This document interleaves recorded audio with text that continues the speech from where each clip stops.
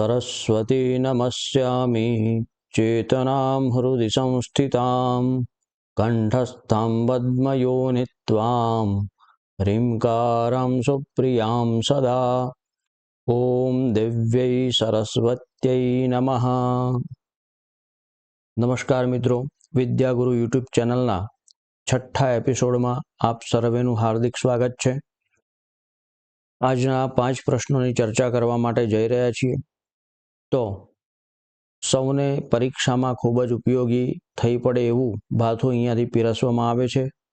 સૌ મિત્રો પ્રેમપૂર્વક અને સમય કાઢી આ ચેનલના દરેક વિડીયોને જુઓ।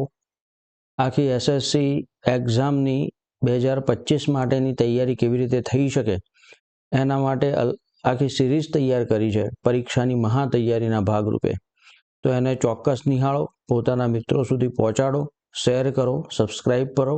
જલ્દીથી આજના છઠ્ઠા એપિસોડના પ્રશ્નો તરફ આપણે આગળ વધીએ છીએ। તો ચાલો સ્ક્રીન ઉપર જઈએ। વિદ્યાગુરુ યુટ્યુબ ચેનલની પ્રશ્નોની સ્ક્રીન ઉપર આપણે આવી ગયા છીએ। આગળ વધીએ। છઠ્ઠા એપિસોડમાં આપણે આજે ફરી બીજા 5 પ્રશ્નો મેળવીશું। આજના 5 પ્રશ્નો છે પ્રશ્ન નંબર 26, જે 4 માર્ક્સની અંદર પૂછાય છે। અહીંયા એક નાટ્યાંશનો અનુવાદ આપણે કરવાનો છે।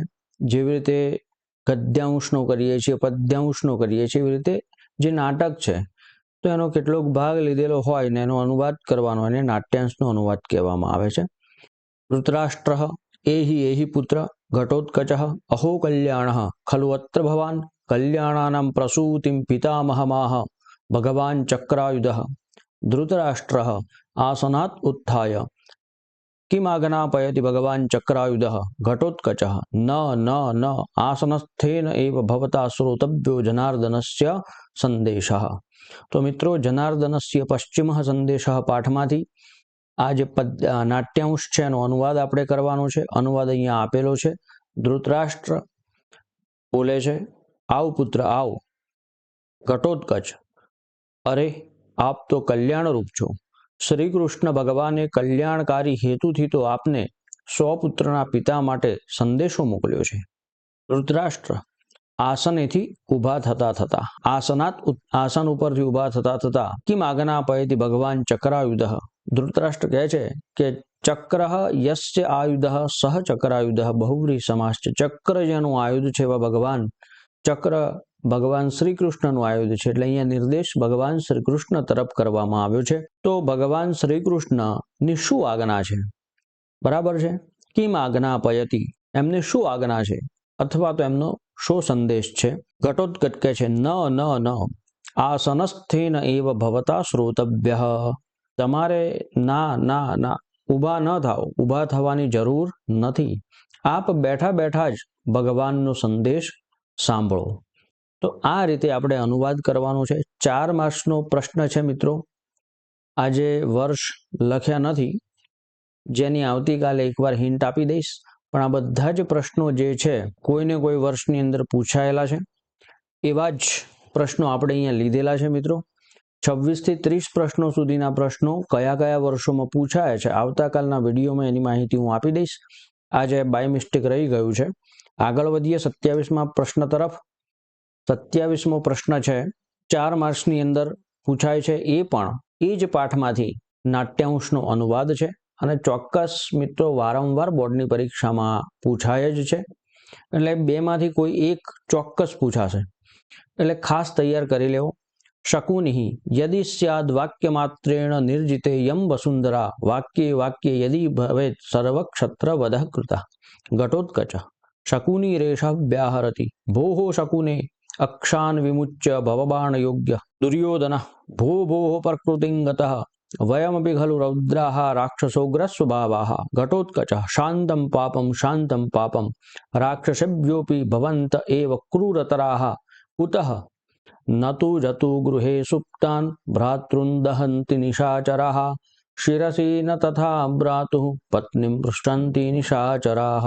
અહીંયા આપણે બીજી એક વાત પણ જાણવાની છે કે આ વાક્ય કોણ બોલે છે એ પ્રકારના જે 1 માર્ક્સ અને 2 માર્ક્સના જે પ્રશ્નો હોય છે એ પણ મોટા ભાગે આ જ નાટ્યાંશમાંથી પૂછાય છે. આમાંથી જો નાટ્યાંશનો અનુવાદ નહીં તો આ વાક્ય કોણ બોલે છે, ઉદાહરણ તરીકે યદિશ્યાદ વાક્ય માત્રેણ નિર્જિતેયમ વસુંધરા, આ વાક્ય કોણ બોલે છે?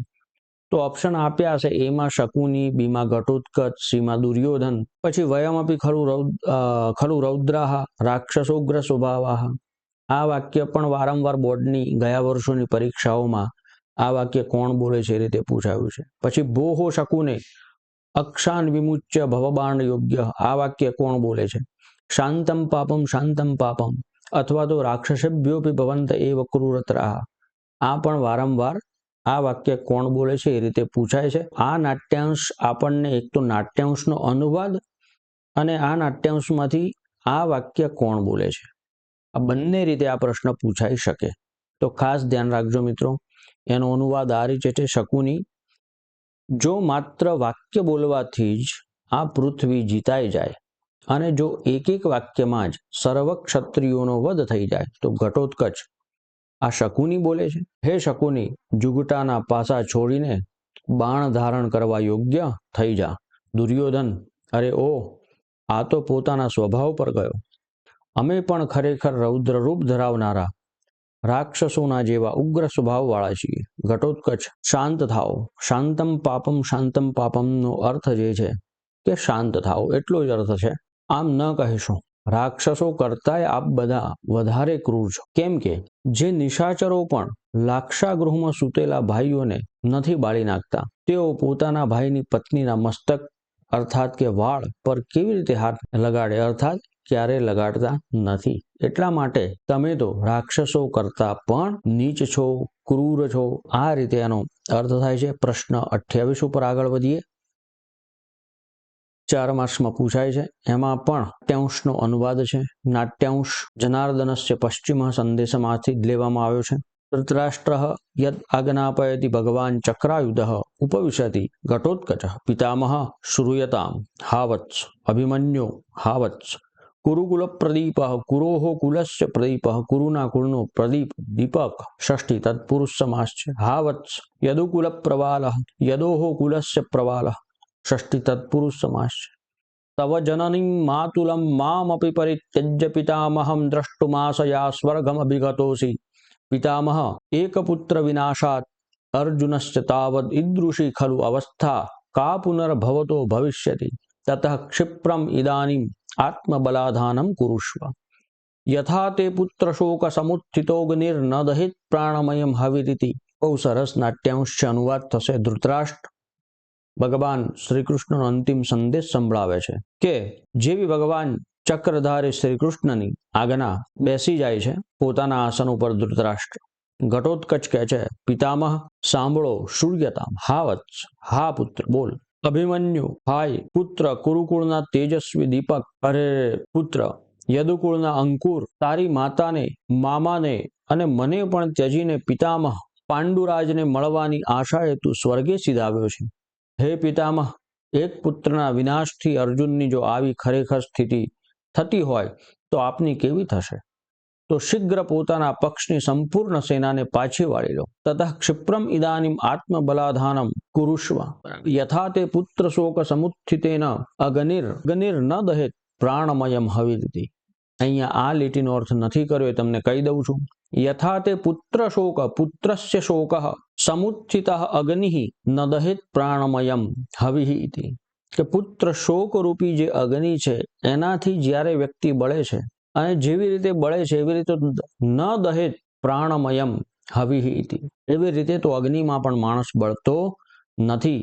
પ્રાણરૂપી હવિષ જે છે, હોમવા માટેનું દ્રવ્ય, એ સતત અંદર હોમાતું રહે છે.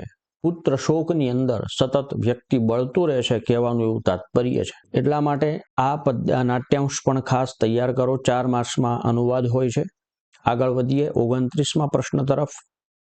29મો પ્રશ્ન છે, માર્ક્સ 1 અને 2 બંને રીતે પૂછાઈ શકે. બરાબર, કેટલા વર્ષોમાં 1 માર્ક્સમાં પણ પૂછાયેલો છે, કેટલાક વર્ષોમાં 2 માર્ક્સમાં પણ પૂછાયેલો છે. તો અહીંયા એક ટાઈપના જોડકા છે એવું કહીએ તો ચાલે. અને આ વાક્ય કોણ બોલે છે, જે મેં તમને આગળ કહ્યું હતું ન અયમ અક્રમઃ, આ ઘટોત્કચ વાળો જનાર્દનસ્ય પશ્ચિમ સંદેશ પાઠમાંથી જ લેવામાં આવ્યા છે. મોટા ભાગે આમાંથી આટલું તો પૂછાય જ છે. આ પાઠનું વેટેજ પણ વધારે છે ને મોસ્ટ ઇમ્પોર્ટન્ટ છે, એટલે ખાસ ધ્યાન આપજો. ન અયમ અક્રમઃ, આ વાક્ય કોણ બોલે છે? તો નીચે આન્સર છે ઘટોત્કચ. કિમ આજ્ઞાપયતિ ભગવાન ચક્રાયુધઃ, એ વાક્ય કોણ બોલે છે? તો ધૃતરાષ્ટ્ર બોલે છે. અહીંયા આ વાક્ય ઘટોત્કચ બોલે છે અને આ જે છે ધૃતરાષ્ટ્ર બોલે છે. આ એના જવાબો છે. હવે આગળ વધીએ. અહીંયા યદિ સ્યાદ વાક્ય માત્રેણ નિર્જિતેયમ વસુંધરા, આ વાક્ય કોણ બોલે છે? આ વાક્ય દુર્યોધન બોલે છે. અને અક્ષાન વિમુચ્ય ભવબાણ યોગ્ય, આ વાક્ય કોણ બોલે છે? ઓપ્શન જે છે એ આપ્યો નથી, પણ વાસ્તવમાં એનો જવાબ છે ઘટોત્કચ. બરાબર લખી શકાતું નથી મિત્રો. આ શકુનીની જગ્યાએ ઘટોત્કચ જે છે આ વાક્યને બોલે છે, તો એ ટાઈપ મિસ્ટેક થઈ ગઈ છે મિત્રો, તો એ સુધારી લેવું. આગળ વધીએ. 30મા પ્રશ્નમાં આવીએ છીએ. અહીંયા અક્ષાન વિમુચ્ય ભવબાણ યોગ્ય કોણ બોલે છે? તો અહીંયા છે ઘટોત્કચ, અહીંયા આપેલું છે જવાબ. બરાબર. ત્યાર પછી એ જ આગળ અહીંયા આવી ગયું, એટલે એનું સોલ્યુશન અહીંયા થઈ જશે. પછી ન વયમ દૂત ઘાતકાહ, આ વાક્ય કોણ બોલે છે? તો અમે દૂતનો વધ કરતા નથી, દુર્યોધન આ વાક્ય બોલે છે. ત્યાર પછી ત્રીજું મર્ષયતુ ભવાન મદ વચનાવગંતા ભવ, અહીંયા પણ ટાઈપ મિસ્ટેક છે, મદ વચનાવગંતા ભવ, એ વાક્ય કોણ બોલે છે? એ વાક્ય ધૃતરાષ્ટ્ર બોલે છે. તો આ રીતે આ વાક્ય કોણ બોલે છે? 1 માર્ક્સ અથવા 2 માર્ક્સની અંદર આ પ્રશ્નો પૂછાય છે મિત્રો, ચોક્કસ પૂછાય છે. આ પાઠ આપણા માટે ખૂબ જ અગત્યનો છે, તો ખાસ ધ્યાન આપી તૈયાર કરજો. કોઈ પણ પ્રકારની તમને તકલીફ હોય, નંબર પણ આપેલો જ છે વિડીયોની શરૂઆતમાં, નંબર અને બધી વિગતો ત્યાં આપેલી છે, સંપર્ક કરો. આજનો આ વિડીયો આપણે સમાપ્ત કરીશું મિત્રો. બધા જ મિત્રોનો ખૂબ જ સહકાર મળી રહ્યો છે, તમારી તૈયારી પણ બહુ સરસ ચાલી રહી છે અને ખૂબ આનંદ થાય છે. ખૂબ જ વિડીયો વિદ્યાર્થીઓ જોઈ રહ્યા છે અને એમની તૈયારી પણ આપણે સારામાં સારી કરાવીશું. તો રોજ જોડાયેલા રહો, લાગેલા રહો. પરીક્ષા માટે બહુ ઓછો સમય છે, સતત અભ્યાસમાં લાગેલા રહો. વીતી ગયેલો સમય ફરી આવશે નહીં. ગુજરાતીમાં કહેવત છે, ગઈ સંપત ફરી સાંપડે ગયા વળે છે વહાણ. બરાબર. પણ જે સમય વીતી જાય, ગત અવસર આવે નહીં, ગયા ના આવે પ્રાણ. તો ગયેલો અવસર એટલે સમય ફરી આવે નહીં, અને ગયેલા પ્રાણ ક્યારે કદીએ પાછા આવતા નથી મિત્રો. ધોરણ 10નો સમય વીતી જશે. માટે ખૂબ જ તૈયારી કરો એવી આશા રાખું છું. આ વિડીયોના માધ્યમથી તમને સારું એવું ભાથું પ્રાપ્ત થઈ રહે, પરીક્ષાલક્ષી તૈયારી સારી કરી શકો એવી ઈચ્છા અપેક્ષા પણ છે, અને આશા રાખું છું કે આ વિડીયો તમને ખૂબ ઉપયોગી થઈ રહે. આ સિરીઝના બધા જ વિડીયો તમને ખૂબ ઉપયોગી થઈ રહે અને ઓછામાં ઓછા 70 માર્ક્સ 80 માર્ક્સનું જે 10મામાં પેપર આવે છે એમાંથી 60 થી 65 માર્ક્સના પ્રશ્નો આપણી આ સિરીઝની તૈયારીમાંથી તમારી બોર્ડની પરીક્ષામાં પૂછાય એવી મારી ચોક્કસ આશા છે, અને 99.99% એવું થશે, એમાં કોઈ જ સંશય નથી મિત્રો. તો ખૂબ તૈયારી કરો, આગળ વધો. તમારા બધાના સારા રિઝલ્ટ એ જ મારી મહેનત અને ગુરુ દક્ષિણા છે, એનાથી વિશેષ બીજી કોઈ અપેક્ષા નથી. ચેનલમાં આપના જે મિત્રો છે એમને જોડો. શિક્ષકો અને વિદ્યાર્થીઓ માટે બંને માટે ઉપયોગી છે. આ ચેનલને વધુમાં વધુ શેર કરો, લાઈક કરો, સબસ્ક્રાઈબ કરો, બેલ આઇકોન જે છે એને દબાવો, બધી નોટિફિકેશન ઓન કરી દો. તો ખૂબ ધન્યવાદ. આજનો વિડીયો આપણે સમાપ્ત કરીએ છીએ. અસ્તુ, ધન્યવાદ. જય તુ ભારતમ, જય તુ સંસ્કૃતમ, જય જય ગરવી ગુજરાત.